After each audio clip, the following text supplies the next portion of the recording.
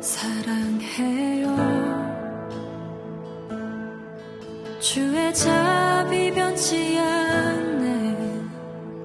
내 모든 삶 주의 손에 있네. 난 눈을 뜰 때부터 잠들 때까지 난 노래해 주의 선하심을.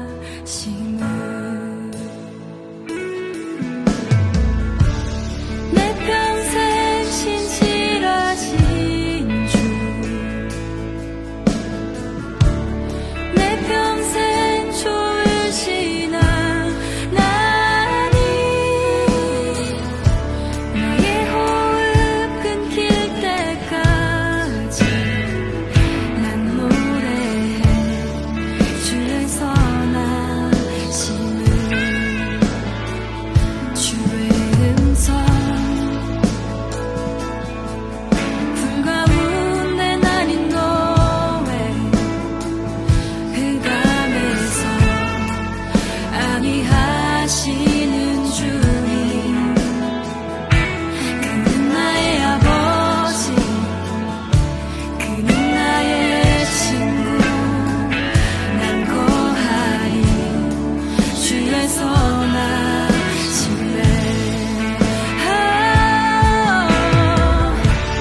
내 평생 신실하신 주, 내 평생 좋으신 하나님, 나의 호흡 끊길 때까지 난 노래해 주의 선하심을.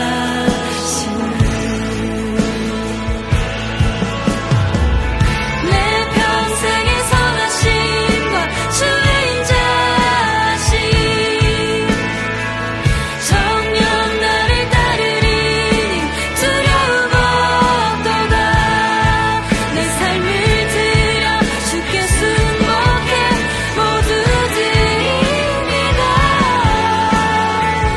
주의 선하심 인자함 나를 따르리니.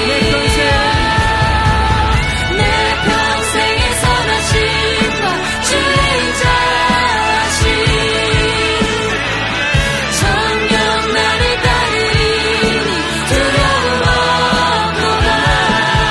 내 삶을 들여 주께 순복해 모두 드립니다. 주의 선하심 인자함 나를 따르리니.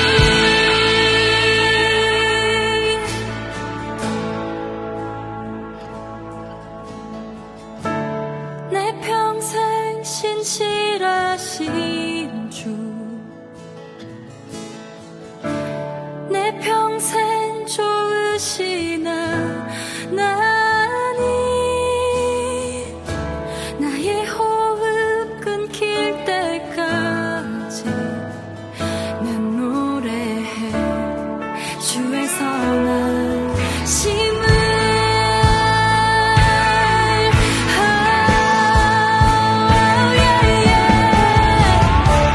내 평생 신실하신 주,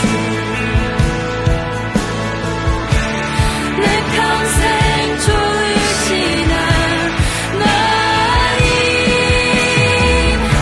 나의 호흡 끊길 때까지 난 노래해 주의 선하심을. 난 노래해 주의 선하심을.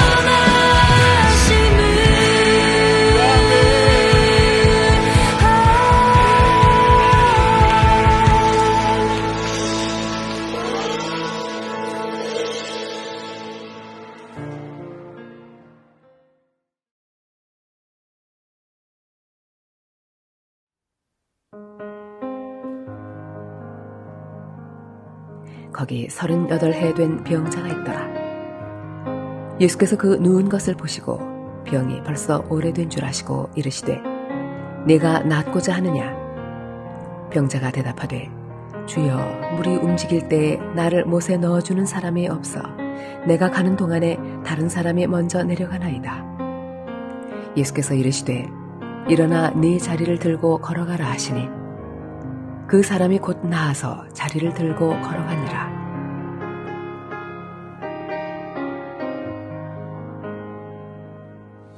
만약 햇빛이나 공기가 없다면 우리가 살 수가 있을까요? 그것들이 없으면 단 한순간도 우리는 살아갈 수가 없어요. 하지만 우리는 그 모든 것을 너무나도 당연하게 여기면서 살아갑니다. 하나님의 은혜도 마찬가지예요. 매 순간 우리는 하나님의 은혜 가운데 살아가고 있지만 그러나 그 모두를 너무나도 당연하게 여기고 감사하지 않고 있습니다. 자, 오늘 성경에 한 은혜 사건이 소개되고 있습니다. 베데스다 연못가에서 일어난 사건인데요. 이 베데스다 연못은 한 번씩 솟구쳐 오르는 간헐천이에요. 그런데 한 가지 전설이 있었습니다. 그것은 하늘에서 천사가 가끔 이 연못에 내려와서 물을 움직일 때 가장 먼저 그 연못에 들어가는 자가 어떤 병에 걸렸든지 나을 수 있다. 이런 전설입니다. 그래서 연못 주변에는 물이 움직일 때를 기다리는 그런 환자들로 가득했어요. 맹인, 다리 저는 사람, 혈기 마른 사람, 이런 많은 환자들이 있다 보니 그곳은 언제나 지저분하고 악취도 심했을 뿐만 아니라 티격티격 싸우는 그런 사람들도 있었어요. 물이 조금이라도 움직이면 모두가 사생결단을 하고 앞다투어 물속으로 들어가려고 했기 때문입니다. 그야말로 그곳은 아수라장이었어요. 그런데 참 아이러니한 것은 이렇게 경쟁과 다툼이 가득한 그 연못의 이름이 베데스다였다고 하는 것입니다. 이 베데스다라고 하는 뜻은 자비의 집, 은혜의 집이란 뜻이에요. 그런데 실상은 은혜의 집이 아니라 난장판, 아주 치열한 경쟁의 집이었습니다. 이 베데스다의 이야기는 세상의 원리를 우리에게 보여줍니다. 세상의 원리 무엇입니까? 능력 있는 자가 되어야, 남을 이겨야 성공할 수 있다라고 하는 것입니다. 우리가 살아가는 이 세상은 전쟁터와도 같아요. 저마다 치열한 경쟁에서 살아남기 위해서 몸부림을 치고 있어요. 모두가 성공을 위해서 치열하게 하루하루 살아갑니다. 바로 이 세상이 베데스다인 것입니다. 그런데 오늘 한 병자가 등장하는데요. 5절에 보니까 거기 38해 된 병자가 있었다 했습니다. 자, 이 병자는 아마도 가장 심각한 병에 걸린 병자였을 거예요. 그리고 가장 오랫동안 그곳에 있었던 고참이었을 거예요. 오랫동안 모든 방법을 다 써보았지만 병에는 차도가 없었습니다. 이 사람은 잘난 사람이 성공한다 라고 하는 세상의 원리로는 도저히 성공할 수 없는 그런 사람이었습니다. 경쟁에서 도태되고 낙오될 수밖에 없는 그런 사람이었어요. 자, 그의 신세 타령을 우리 한번 들어보겠습니다. 병자가 대답하되 주여 물이 움직일 때 나를 못에 넣어주는 사람이 없어 내가 가는 동안에 다른 사람이 먼저 내려가나이다. 참으로 슬픈 이야기입니다. 몸이 불편하다 보니 물이 움직여도 스스로 그 못에 걸어갈 수가 없었어요.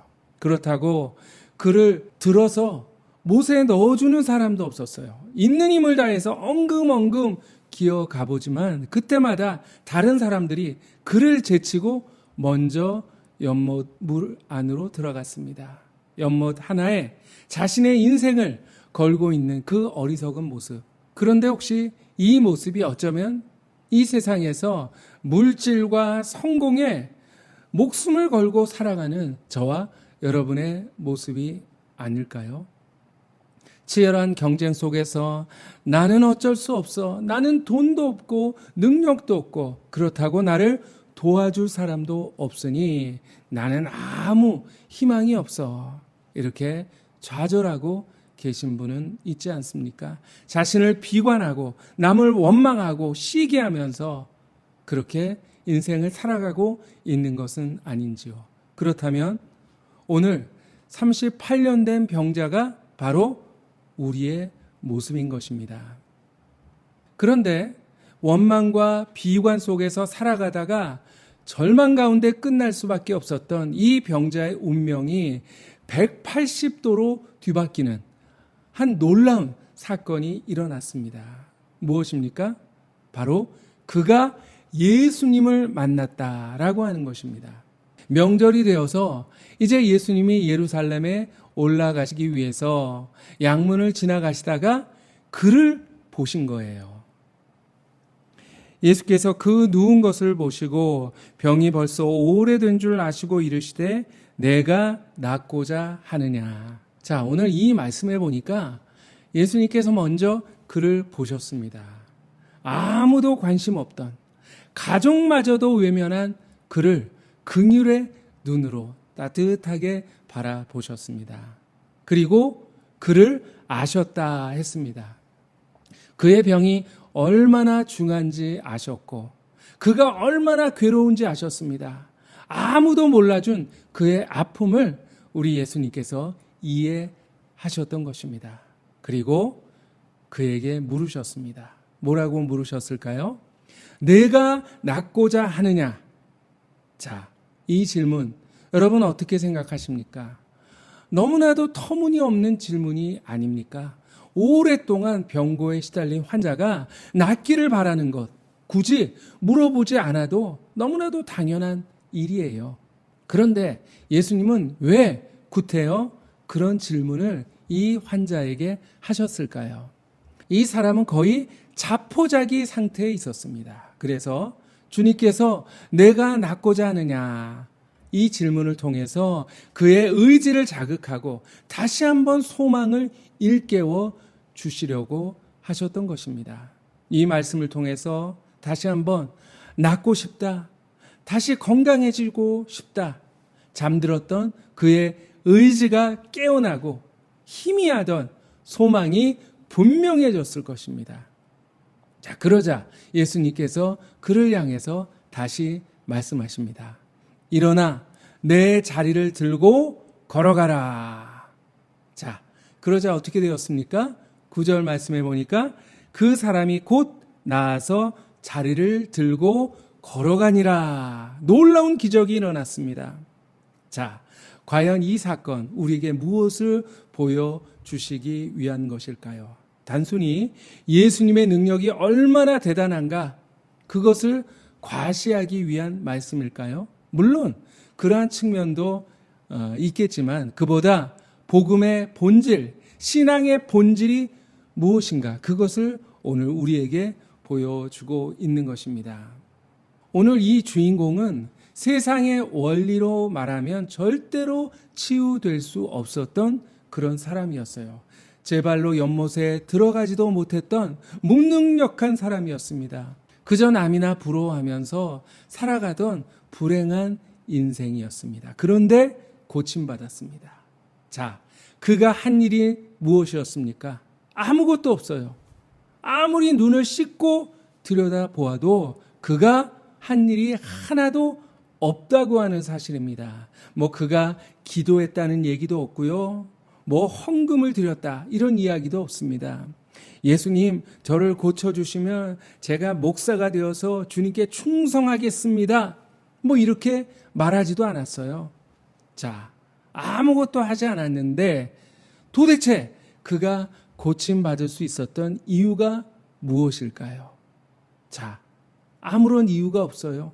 무슨 설명이 나오질 않습니다. 예수님께서 그를 그냥 고쳐주셨습니다. 이것이 바로 하나님의 은혜입니다. 그가 예수님을 만나자 세상의 원리가 아니라 은혜의 원리가 적용이 되었습니다. 예수님을 만난 사람들은 세상의 원리가 효력을 잃어버려요. 능력 있는 자가 성공한다, 돈이 있어야 행복할 수 있다, 이런 법칙들이 더 이상 적용되지가 않는 것입니다. 하나님의 원리, 은혜의 원리가 그에게 적용되기 시작하는 것이죠. 너희는 그 은혜에 의하여 믿음으로 말미암아 구원을 받았으니 이것은 너희에게서 난 것이 아니라 하나님의 선물이라 말씀하셨습니다. 예수 그리스도를 믿으면 구원받고 하나님의 백성이 됩니다. 자, 이것은 내가 뭘 잘해서 얻은 것이 아니라 하나님의 선물, 하나님의 은혜라는 것입니다. 다른 나라에서 살던 분이 우리나라에 와서 국적을 취득하면 그 나라의 법이 아니라 우리나라, 우리 대한민국의 법이 그 사람을 지배합니다. 마찬가지로 우리가 하나님의 백성이 되면 더 이상 세상의 원리가 아니라 하나님의 원리, 하나님의 법칙이 적용이 되는 것입니다. 예수님을 믿으면 우리는 하나님의 백성이 됩니다.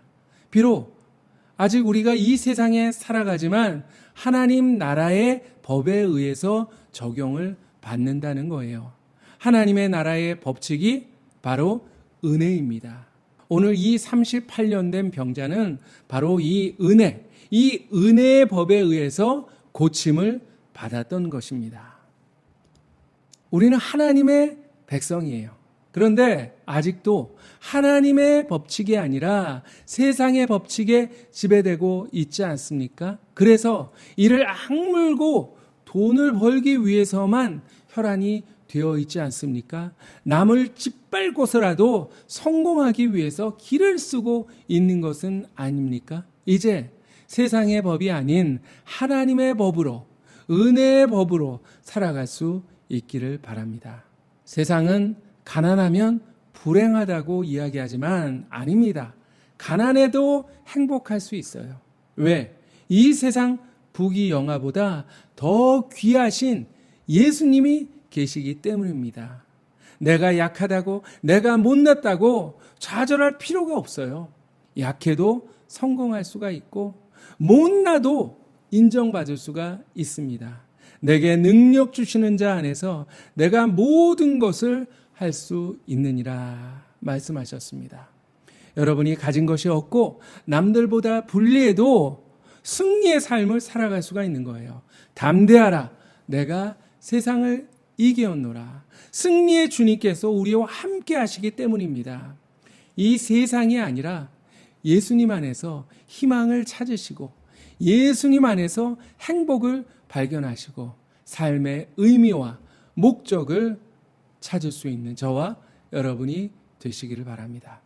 사랑하는 성도 여러분, 오늘 이 병자는 38년 동안 꽉 붙잡고 있던 세상의 방법을 내려놓았습니다. 경쟁을 포기했어요. 주님, 나는 연약합니다. 내 힘으로 할 수 없습니다. 주님께서 나를 붙들어 주시옵소서. 주님을 바라보고 주님을 붙잡았을 때 주님의 은혜를 경험할 수 있었습니다. 그야말로 천부여 의지 없어서 손들고 옵니다. 주님께 모든 것을 맡겼습니다. 여러분, 내 힘으로는 안 돼요. 세상의 방법으로도 안 됩니다. 모든 것 다 내려놓고 두 손 들고 주님 앞에 나아가는 것, 그것만이 우리가 살 길입니다. 주님께서 우리를 위해서 은혜의 선물을 예비해 놓고 계십니다. 일어나 내 자리를 들고 걸어가라 말씀하십니다. 오직 은혜만이 능력입니다. 오직 은혜로 일어날 수가 있고요. 오직 은혜로 자리를 들고 걸어갈 수가 있습니다. 여러분, 이제 하나님의 은혜로 하나님의 말씀을 꼭 붙잡고 치유와 승리와 그리고 행복의 그런 경험을 하시기를 간절히 소망합니다. 기도하겠습니다. 은혜의 하나님, 감사합니다. 저희들 아무것도 가진 것 없지만 주님께서 은혜로 우리를 긍휼히 여기시고 우리를 구원하셔서 하나님의 자녀 삼아주시니 주님 감사합니다. 은혜로 구원받은 자로서 하나님의 은혜의 법으로 살아가야 하지만 저희들 어리석게도 여전히 세상 사람들처럼 세상의 법으로 살아가려고 안간힘을 썼습니다. 그래서 실패하고 그래서 넘어지고 그래서 낙심했습니다. 하나님, 믿음 없는 저희들 용서하여 주시옵시고 이제 변화되게 하여 주셔서 하나님의 은혜로 살아가는 은혜의 사람들 되게 하여 주시옵소서. 약하지만 못났지만 아무것도 가진 것 없지만 하나님의 사랑으로 하나님이 주신 은혜로 늘 감사하며 늘 승리하며 축복의 삶을 살아갈 수 있는 우리 모두가 되게 하여 주시옵소서. 예수님 이름으로 기도하옵나이다. 아멘. 이제는 예수님의 은혜와 하나님의 사랑과 성령님의 역사하심, 인도하심이 비록 부족하지만 연약하지만 아무것도 가진 것 없지만 나를 사랑하시고 나를 당신의 백성으로 삼아주신 하나님의 은혜를 꽉 붙잡고 그 은혜의 힘으로 승리의 삶을 살아가기를 간절히 소원하는 사랑하는 모든 주의 권속들 머리머리 위에 이제부터 영원히 항상 함께 하시기를 간절히 축원하옵나이다. 아멘.